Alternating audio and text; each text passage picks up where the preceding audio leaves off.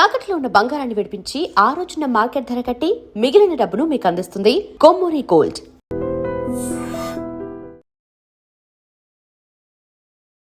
నమస్కారం, welcome to iDream media. నేను మీ సంగీత.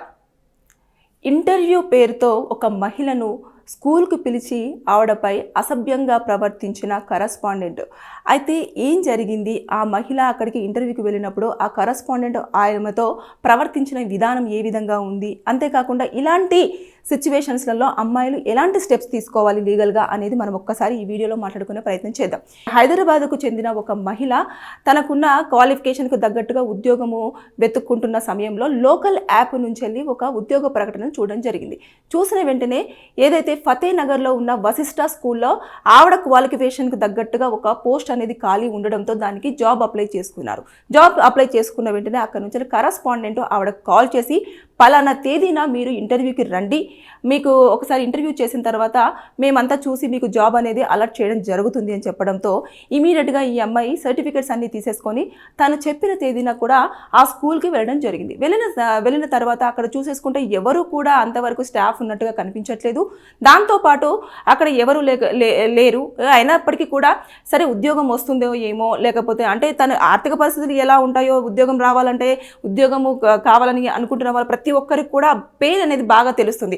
సరే అని చెప్పేసి అలా లోపలికి వెళ్ళేసి అక్కడ ఇంటర్వ్యూ కోసం అటెండ్ అయినప్పుడు ఎవరైతే కరస్పాండెంట్ ఉన్నారో వెంకటరమణ అనే వ్యక్తి, అతను ఈ అమ్మాయి పట్ల అసభ్యంగా తాకే ప్రయత్నం చేయడం కానివ్వండి, ఆవిడతో కొంచెము అంటే పదాలన్నీ కూడా చాలా బోల్డ్గా మాట్లాడడం కానివ్వండి, ఇలాంటివన్నీ చేస్తూ ఆవిడని ఎక్కడెక్కడో టచ్ చేసడము, తర్వాత దగ్గరికి లాక్కునే ప్రయత్నము, ఇలాంటివన్నీ చేస్తున్నప్పుడు కొంచెం భయపడిపోయి ఏదో జరుగుతుంది, ఏదో అయిపోతుందని చెప్పేసి తన సర్టిఫికెట్స్ అన్ని తీసేసుకొని పరిగెత్తుకుంటూ వచ్చి ఇమీడియట్గా పక్కన ఉన్న పోలీస్ స్టేషన్లో ఆయన పైన ఇలా నా పైన అఘాయిత్యానికి పాల్పడే ప్రయత్నం చేశారు అని చెప్పేసి ఎవరైతే కరస్పాండెంట్ ఉన్నారో ఆయన పైన కేసు ఫైల్ చేయడం జరిగింది.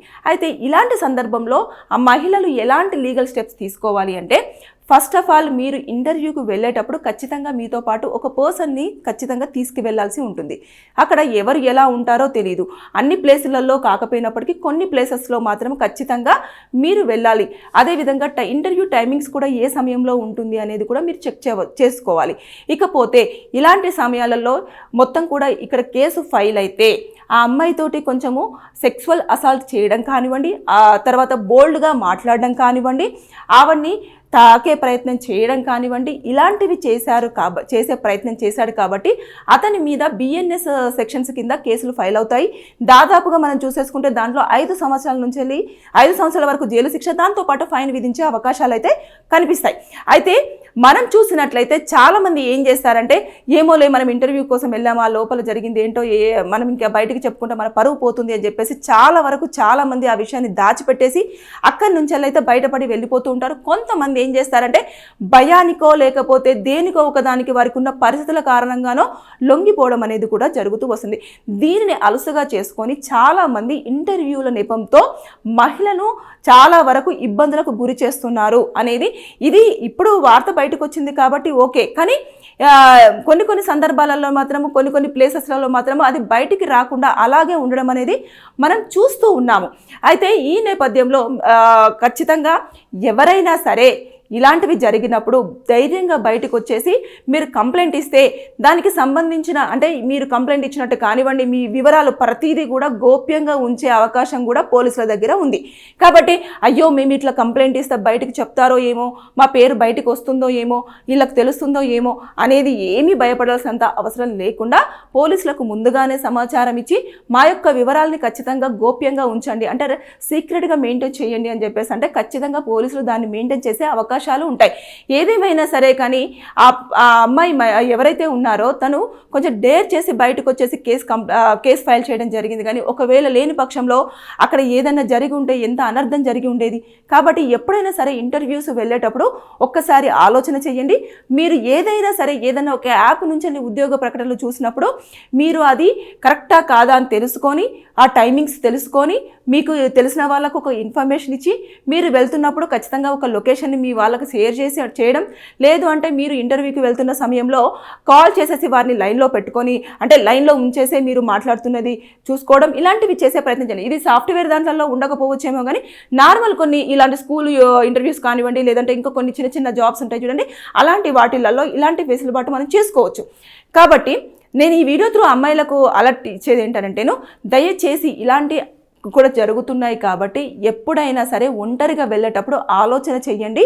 ఎలాంటి అఘాయిత్యాలు జరగకుండా ఉండే అవకాశం ఉంటుంది. ఇకపోతే ఎవరైనా మిమ్మల్ని ఇలా అమర్యాదగా మాట్లాడడం కానివ్వండి, లేదు అంటే కొంచెం టచ్ చేసే ప్రయత్నం చేయడం కానివ్వండి, లేదంటే దగ్గరికి లాక్కోవడం కానివ్వండి, మిమ్మల్ని బలవంతం చేసే ప్రయత్నం కానివ్వండి, ఇలాంటివి చేసినప్పుడు ఖచ్చితంగా BNS ప్రకారంగా BNS 2023 ప్రకారంగా చాలా కేసులు ఫైల్ అవుతాయి.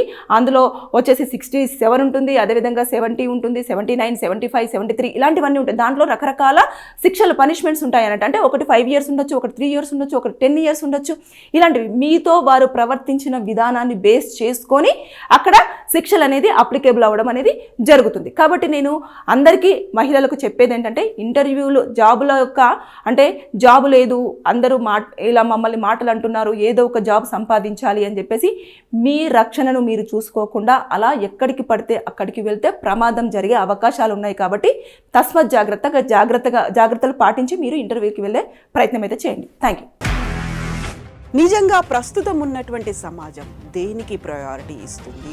ఆర్థిక సంబంధాల చుట్టూ మాత్రమే తిరుగుతోంది. మళ్ళీ ఎన్నికలంగానే చాలా విరక్తి కలుగుతున్నాం. మంచి అనిపిస్తుంది కదా, లేడీస్ కూడా ఛాలెంజింగ్ జాబ్స్ చేసినప్పుడు చాలా బాగుంటది. ట్రాఫిక్ అసిస్టెంట్స్ గా నియమించిన ట్రాన్స్జెండర్స్ అందరితో సాల్యూట్ చేయించుకుంటున్నారు. ఫుడ్ డెలివరీ ఇవ్వటానికి వెళ్ళినటువంటి డెలివరీ బాయ్ అనిల్ పై కళ్ళ ముందు పెళ్ళండి